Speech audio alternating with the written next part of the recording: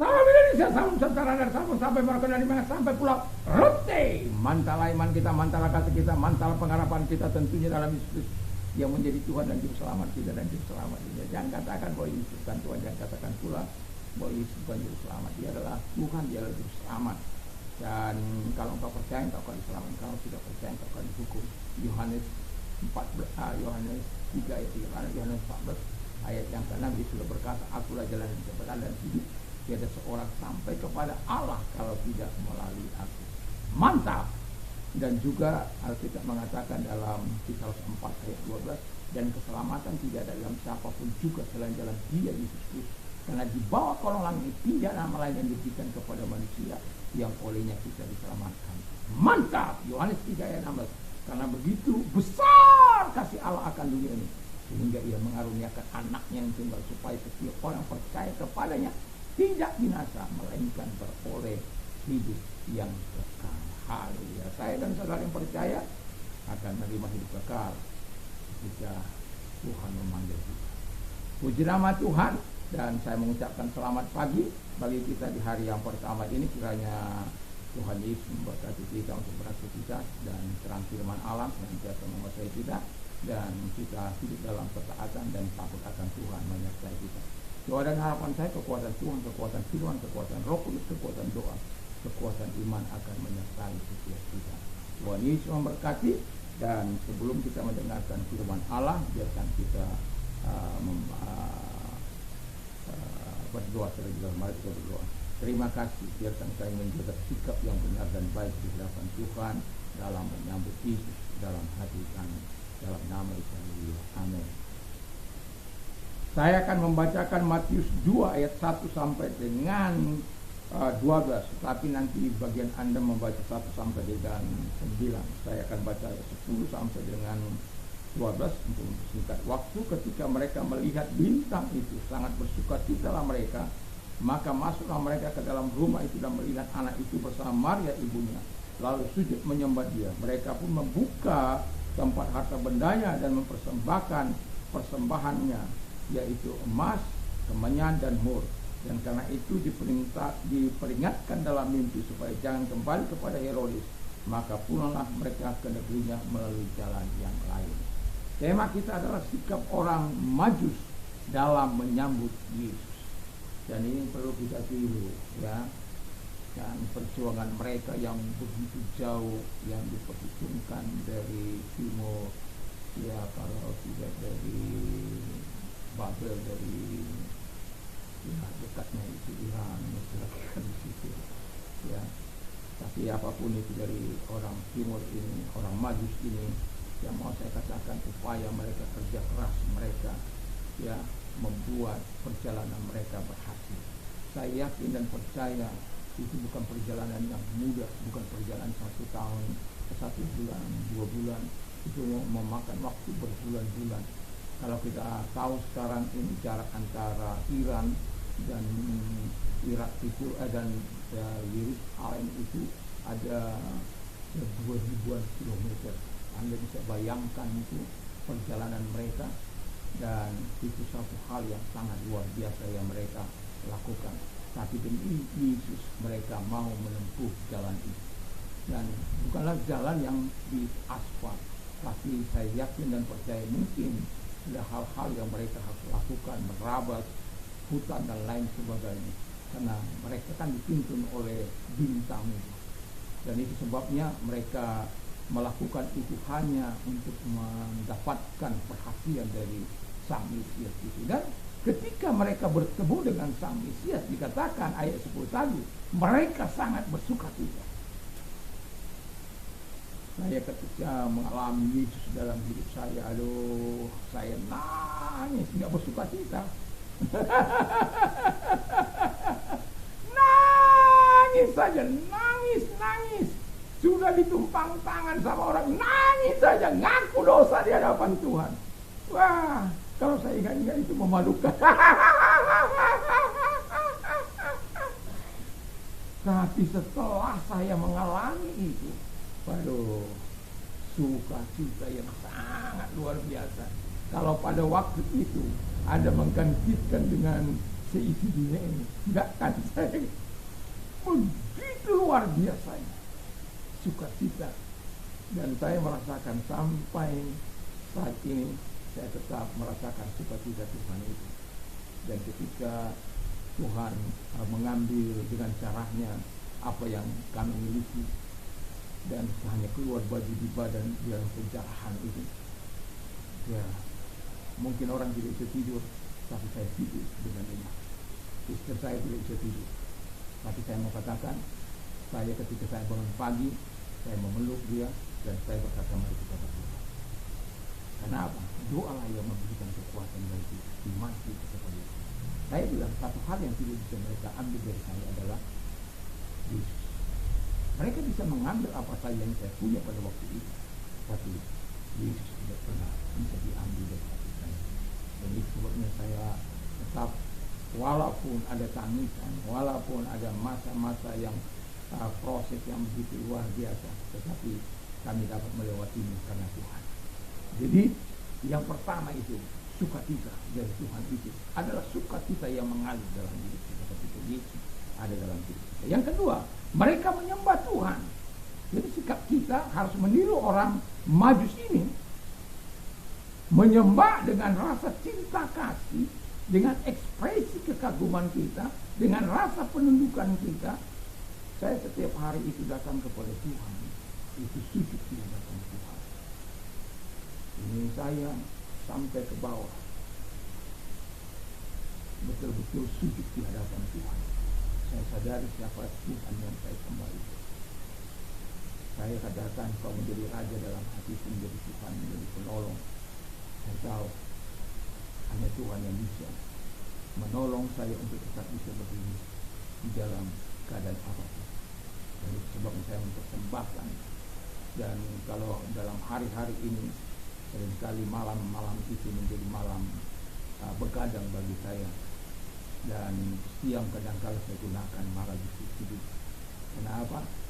Saya merasakan bagaimana Tuhan yang mau menolong dan memberkati. Dan itu sebabnya olahraga saya itu saya buat di malam hari, supaya saya menikmati, ya bisa ketika saya menggantikan tidur saya. Dan saya mau katakan kepada kita, sembah Tuhan dengan rasa kekaguman kita dan cinta kasih kita. Sikap hati kita penting, dan sikap tubuh kita juga penting di hadapan Tuhan. Walaupun ada banyak sekarang ini, tidak perlu sikap tubuh kita menghadap Tuhan, tapi saya tetap masih menganut, karena Alkitab mengatakan sujud di hadapan Tuhan. Saya masih menghargai bagaimana sujud di hadapan Tuhan. Dan itu sebabnya saya mencoba untuk merampingkan diri, karena saya pernah 100 kilo itu sangat berat sujud di hadapan Tuhan. Bayangkan 100 kilo itu, perut kita ketika kita itu kejepit. Mohon maaf. Dan saya harus mendisiplinkan diri beberapa waktu lamanya berdoa dan berpuasa panjang, walaupun tidak selama tapi sudah berbulan-bulan saya melakukannya. Dan syukur kepada Tuhan, berat saya sudah berkurang saat ini 84 kilo, jadi 16 kilo telah kurang dari mulai saya mengambil inisiatif untuk bisa sujud di hadapan Tuhan. Karena ya bukan berarti saya tidak pernah sujud di hadapan Tuhan, tapi saya merasa tersiksa ketika saya sujud di hadapan Tuhan dengan gemuk berat 100 kilo itu. Dan itu gak gampang. Tapi saya bersyukur saya bisa mendisiplinkan diri untuk makan hanya 1 kali. Dan itu pun saya mau katakan kepada kita, sangat sulit makan 2 kali itu kalau ada acara-acara di luar. Dan saya tidak suka orang melihat saya berpuasa itu saja, ya. Tapi kalau masih bisa saya menghindar, saya akan menghindar. Tapi kalau sudah lebih baik, karena saya sudah katakan sama Tuhan, kalau di luar saya tidak ingin orang lain, walaupun kadang-kala saya bercerita soal saya berpuasa seperti itu. Tapi saya katakan kepada kita, mari kita menyembah Tuhan. Yang ketiga, kata firman Allah, mereka mempersembahkan emas, tanda persembahan kepada raja. Lalu kemudian kemenyan itu persembahan kepada imam. Yesus kan raja, imam, ya, nabi. Dan kemudian mur, ya, sebagai tanda ini bau harum-haruman dan juga bisa menjadi balsam, dan itu menjadi peringatan persembahan untuk membaptiskan Yesus. Itu kata para ahli. Tapi saya mau katakan kepada kita, apapun itu, tapi mereka melatar belakangnya dengan sukacita menyambut Tuhan, lalu kemudian menyembah Tuhan, dan mereka tidak malu untuk mempersembahkan sesuatu kepada Tuhan. Saya ketika saya bukan saya juga melakukan hal yang sama. Pernah saya katakan separuh, hampir setengah kilo itu cincin, gelang istri saya, apapun itu semua kita persembahkan untuk Tuhan, hampir setengah kilo. Karena apa? Kita ini berbuat. Ketika kita mengajar umat kita tidak berbuat, itu sama saja hal yang sangat bodoh. Tetapi kita tahu bahwa Tuhan itu adalah Tuhan yang menggantikan segala sesuatu. Jadi ketika kita mempersembahkan mobil juga, dan Tuhan juga menggantikan mobil, artinya bahwa Tuhan mampu menolong kita. Dan yang mau saya katakan kepada kita adalah kita harus jangan pelit. Ini ada orang kaya sangat susah, padahal hartanya masih MM-an, tapi enggak, ketika minta sumbangan enggak ada, ya pergi juga. Seperti itu enggak bisa lagi walaupun mungkin dalam keadaan sulit. Kita harus belajar seperti wanita itu, mempersembahkan sesuatu dari apa yang dia miliki. Saya belum sampai memberikan dari apa yang saya miliki. Yang terbanyak itu ya setengah kilo itu, hampir setengah kilo itu. Itu yang terbanyak.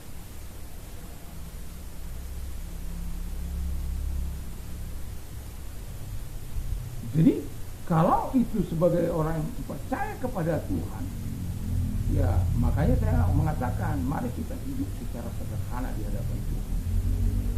Mari kita hidup menurut keinginan Tuhan. Dan itulah sebabnya saya mau katakan kepada kita, mari jangan pelit kepada Tuhan. Saya punya rumah, saya persembahkan kepada orang miskin, dalam arti untuk ditempati. Saya masih membuka air 24 jam untuk mereka bisa nikmati mulai tahun 2000. Apa yang mau saya katakan adalah di mana jangan pelit untuk mempersembahkan sesuatu untuk Tuhan, untuk pekerjaan Tuhan. Tuhan nggak butuh uangmu, Tuhan nggak butuh hartamu, tapi pekerjaan Tuhan itu membutuhkan dana, misi membutuhkan dana. Kami sedang belajar 1.000 setiap hari, mengisikan 1.000 setiap hari. Itu bukan sesuatu yang mudah. Kalau ada sih tidak apa-apa, kalau lagi dalam serat. Tapi mari kita berikhtiar untuk sesuatu yang jauh lebih baik, untuk bisa menjadi berkat dalam segala keterbatasan kita. Jangan pelit.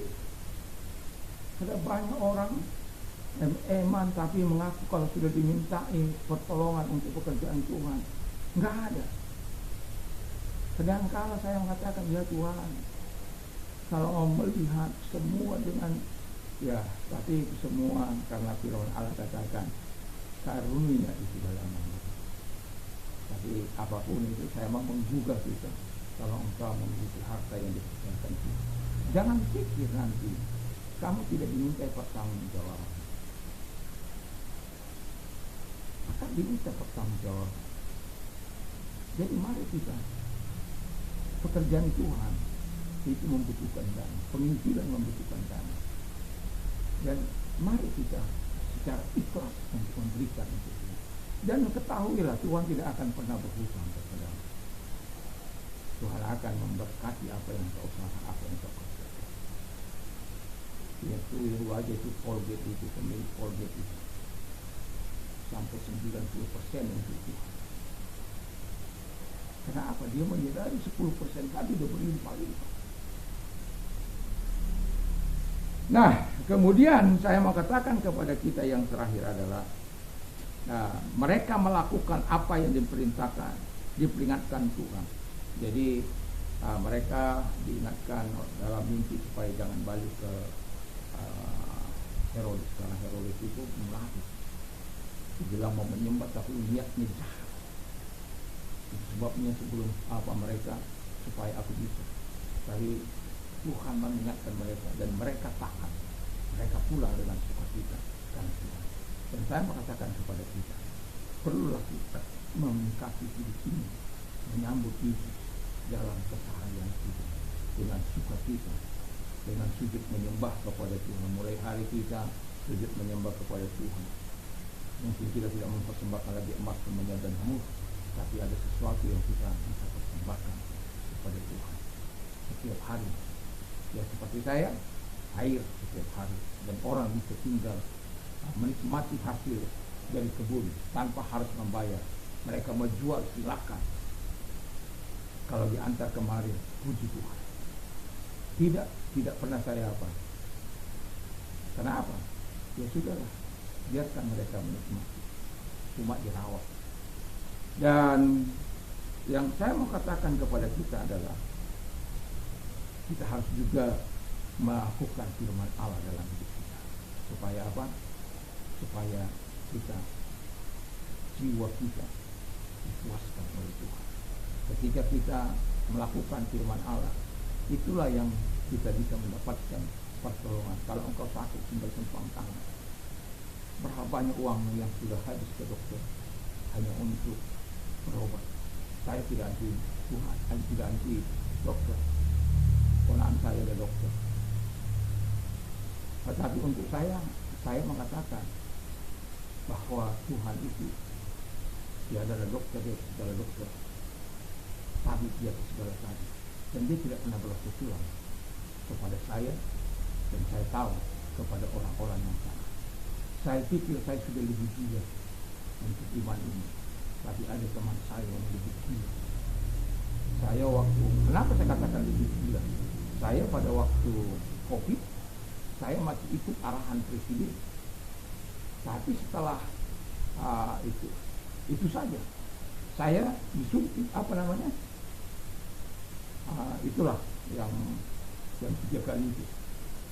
Saya ikut itu. Tapi teman saya, dia lebih baik tidak pergi kemana-mana daripada harus mengalami suntik. Wah, itu saya pikir saya sudah gila, tapi dia jauh lebih gila. Teman satu gereja, dia tidak mau. Saya sudah ada suntik dari Tuhan Yesus. Wah, saya sudah pakai ayat Mazmur 91. Mazmur 91 itu waktu pandemi itu. Kami pakai itu. Dan puji Tuhan, Tuhan menjauhkan kami dari segala bahaya, dari segala penyakit. Orang takut, saya tetap keluar berolahraga, tetap beraktivitas seperti biasa. Dan puji Tuhan, Tuhan merawat, menjaga semua kami. Ada pernah kami demam sama-sama, 4 lagi. Tapi saya katakan, Tuhan, kami milik. Sampai keponakan saya bilang, jangan keluar-keluar. Kalau saya keluar saja ya.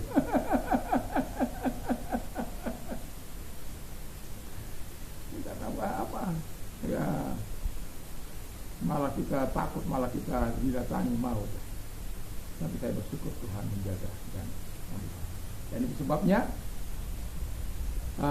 biarlah kita memiliki sikap seperti orang Majus ini, sehingga kita betul-betul melakukan apa yang mereka lakukan, bersukacita, menyembah Tuhan, mempersembahkan harta milik mereka, dan taat terhadap firman Allah apa yang dikatakan Tuhan kepada mereka.